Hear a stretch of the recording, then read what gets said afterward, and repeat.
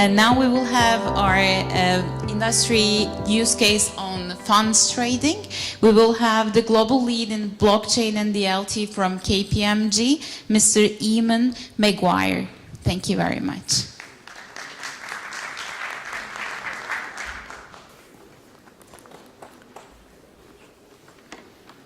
Is it okay? Okay. Is it up here? Yeah. Okay.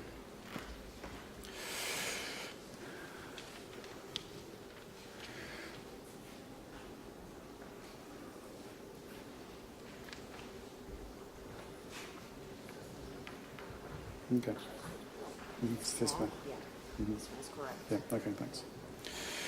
Good. So thank you very much for being here today to hear about this use case that KPMG has been working on with a very, very interesting client. So it's very different in character to the entertainment distribution use case that we have just been hearing about. This is one that is actually focused upon the delivery of a production-based system that is being used for the buy side in capital markets. For those of you who are familiar with individual investments, basically the use case that we're about to discuss is one that is being developed over the course of the past several months and will be in production in the first quarter of 2019.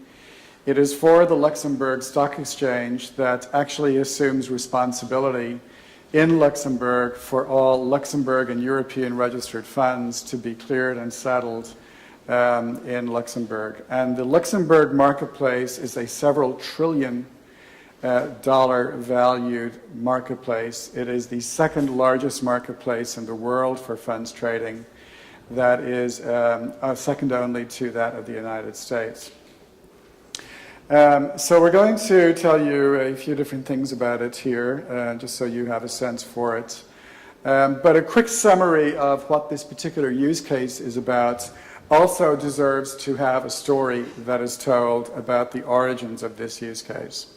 So I personally am not the partner who was responsible for the origination of this use case. One of my colleagues, Saeed Firi, who is based in Luxembourg, effectively developed this almost as if it were a skunkworks or a garage exercise. When blockchain began to receive attention in the marketplace, Saeed actually began to do a bit of work around trying to identify how blockchain could be applied as a proof of concept to the funds trading industry in Luxembourg.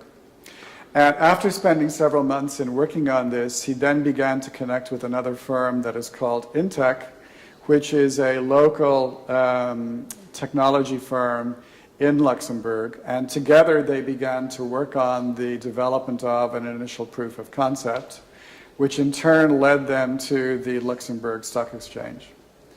So around the fall or December-November period of 2016, they began a collaboration where KPMG was acting as the advisor to the Luxembourg Stock Exchange to help them to identify the way in which blockchain could be applied to funds trading in Luxembourg.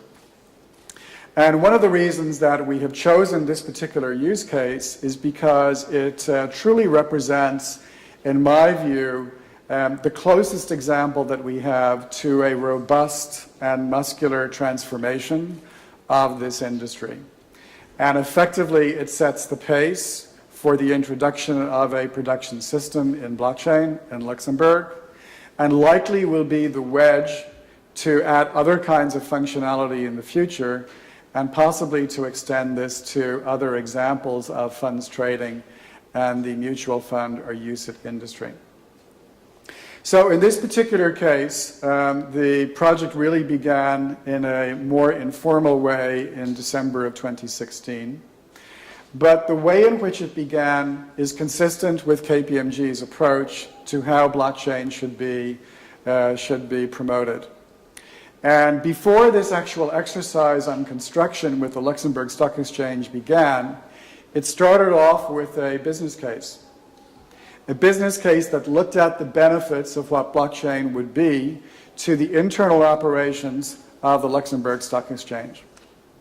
And this particular business case is among the most rich business cases that I have ever seen. Most efficiency benefits are in the range of about 20 to 40%, but in the case of the Luxembourg Stock Exchange, because of the many manual processes that they have, and because of certain intermediaries that exist, it was apparent that the blockchain business case would yield about a 62% improvement in overall operating efficiency for the Luxembourg Exchange. Now, there are also benefits that are associated with the market participants who would be using the Luxembourg Exchange, but this use case, this business case for this use case, was in fact a very, very rich use case. So the project was initiated after the business case was developed. It started in the spring of 2017, and it was designed to address 3 different business models. So the conventional model for distributing funds to investors is that you have an asset manager who constructs or manufactures a fund. It has certain principles of investment and certain controls that are applied to the investments that are selected. That fund is then distributed through a broker, and finally it becomes available to the investor to make an investment. In addition, of course, there are also business-to-business investments where the manufacturer of a fund may recruit an institutional investor in order to enhance their funding and their profitability. But under new regulations that are emerging in Europe, the convention of paying commissions to distributors to promote a fund to an individual investor is effectively going to be barred under the new MiFID II regulations that are being introduced in Europe. And as a consequence, that is placing a pressure, if you will, upon alternative models for distribution in Europe. And one of those models is the direct-to-consumer model, where the consumer, without a distributor or without a broker, will make the decision on how best to select the fund that suits their purposes for investment. So in this kind of a model, the consumer or the investor would come to a portal. They would see a variety of different kinds of investments. They would make a determination on how they want to invest. And this would actually begin the process of applying that subscription, meaning making the investment decision to put money into that fund, or to withdraw their investment, otherwise known as a redemption, and to apply all of the internal processes that are necessary in order to execute that particular investment decision. So it's actually designed to address these 3 different models, where the expectation is that the direct-to-consumer model is going to become a dominant model, especially in terms of volumes. And because it's going to become a dominant model with significant volumes, it therefore begins to create the foundation to justify why blockchain should be applied above and beyond the savings that the Luxembourg Stock Exchange will actually secure through the application of blockchain. Today, there are several different organizations who are involved in this effort apart from the Luxembourg Stock Exchange. You have leading banks in Europe like BNP Paribas and Natixis who are involved in this effort, as well as the European entities of many North American asset managers. And in addition to that core group of banks or asset managers who are involved in this effort, there are also several hundred other institutions who have been involved from an observational point of view to understand how it works. At this point in time, this project that is known as Funds DLT is actually very far advanced from an execution point of view. Testing has been done in all of the main models, and the expectation is that the system or the production solution will be implemented in the first quarter of 2019. In addition, the Luxembourg Stock Exchange has actually created a new legal entity and is in the process of securing investment within that legal entity from a variety of different investors, both based in Europe as well as in North America. So I consider this to be one of the most progressive, the most disruptive examples of the introduction of blockchain into a core part of financial services. Okay. We are going to go through a video in just a few minutes, but if you look at the ecosystem of the different kinds of roles that are being played in Funds DLT, in the future, when this solution is launched, there will be a platform that is known as Funds DLT, which is represented by the white box within the larger blue environment here on this slide. There will be an operating management system that will be conventionally based. There will be clearing of cash that will also be conventionally based. And there will continue to be what is known as a transfer agent role, which is the entity or role type that's responsible for calculating the number of shares, who the holders of those shares are in the fund, etc. On the perimeter will be a data hub that contains all of the information about the hundreds and maybe even the thousands of funds that are available to the investor to explore for investment purposes. There will be a KYC hub that will be responsible for all of the information on the individual investor to make the determination on their authorization to make an investment decision. There will be a mobile app that is available to all of the investors where they can get the information from the data hub about the many different kinds of alternatives that are available to them. And we will continue to retain the role of the bank, the clearing organization around cash, the custodian, and the transfer agent. The benefits for the various players are varied. In particular, for distributors, it is highly useful to them because of the efficiencies that it creates by providing clearing and settlement through the smart contracts and reduced costs that are associated with reconciliation activities. There is the expectation that sales will actually increase. For asset managers, there will be greater transparency over who the investors are, what kinds of funds are attractive to those investors, and a better ability to actually track the execution from a clearing and settlement point of view during the course of the life cycle. And skipping for a moment to the direct investors, they will have access to a self-determined future in which they decide for themselves how to make the investments. It will provide for cheaper products and better pricing, with a considerably greater increase in the amount of choice that investors can make, which they know is not polluted by any of the commission payments that are characteristic of the current investment environment. Okay. So we're about to go to a video that explains how the world is going to work in the direct-to-consumer or direct-to-investor model.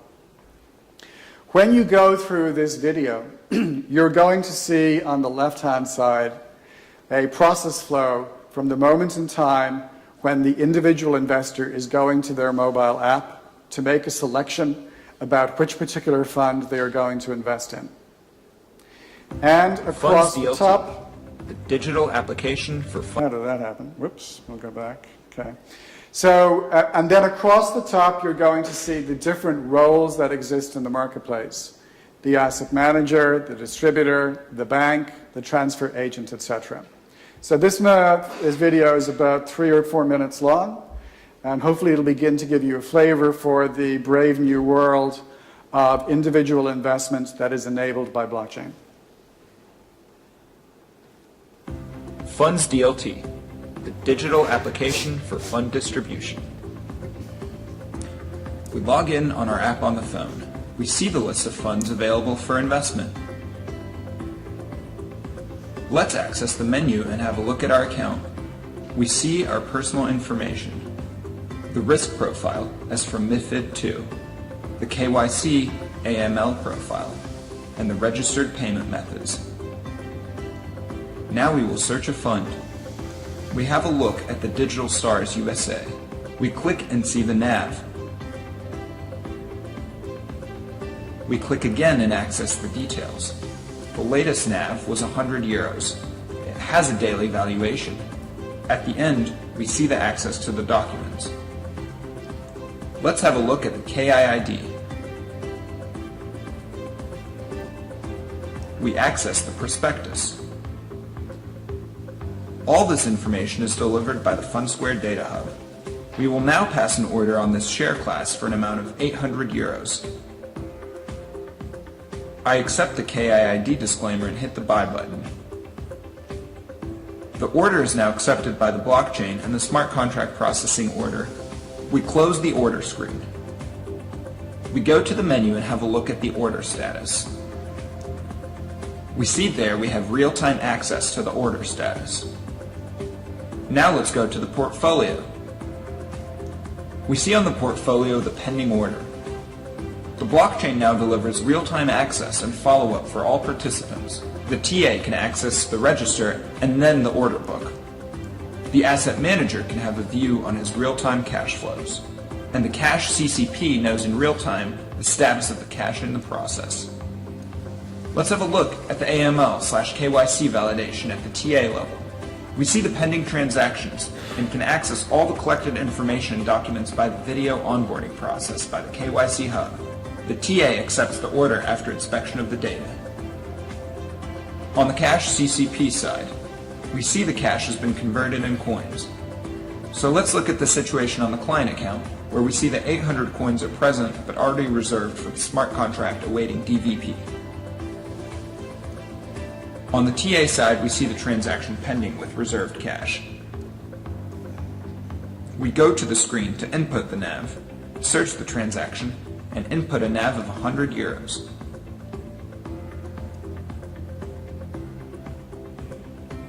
The smart contract executes the DVP and delivers the cash coins to the TA account. When the transaction is finalized, we see 8 shares in the investor court, and we access the register.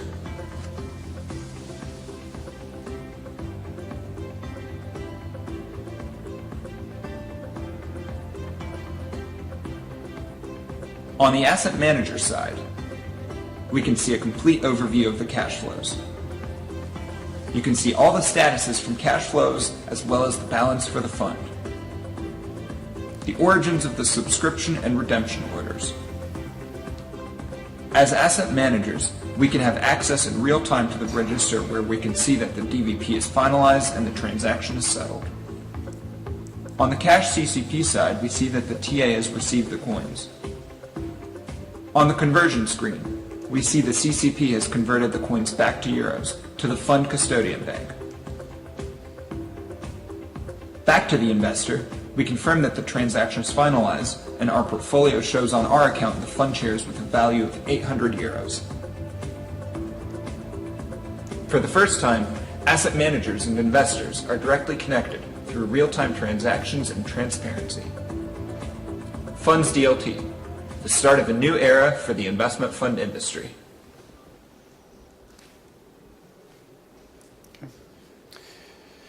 So this particular illustration that we have gone through for direct-to-consumer investment is in fact consistent with several different themes that we have been hearing about and talking about in blockchain. This is something that actually enables democratization of investment. It removes the biases that are inherent when commissions are paid to distributors or brokers to promote specific funds. And this kind of level of volume that would be associated with the direct-to-consumer is actually enabled and enhanced to a great extent by blockchain itself. So not only does blockchain actually bring benefits to the asset managers and to the transfer agents and the clearing organizations from a cost point of view, it brings benefits to the Luxembourg Exchange as well. And it enables something that, because of the volumes associated with this, would not otherwise have been possible without this new kind of technology. So we consider this to be one of the leading edge examples of blockchain. As you may have heard from others, In financial services at the moment, there's a lot of production construction work that is going on. This is an example of one of those, but this is one that will actually be implemented into the marketplace in the fall of 2019. And we actually are planning for the evolution of this over the course of the next several months and years. So, for example, we expect that some of the activities of the transfer agent role will be displaced by the functionality of the blockchain solution. That is going to be disruptive as opposed to transformative. But for many of the others who are involved in participating in this, it will enable them to have greater visibility into what investments are creating the most level of interest among investors. It will give more transparency. It will shrink the time that is necessary to clear and settle from about 10 days down to about 2 days. And finally, it's going to create this kind of democratization that is unbiased and that would not have been possible otherwise with more conventional technologies.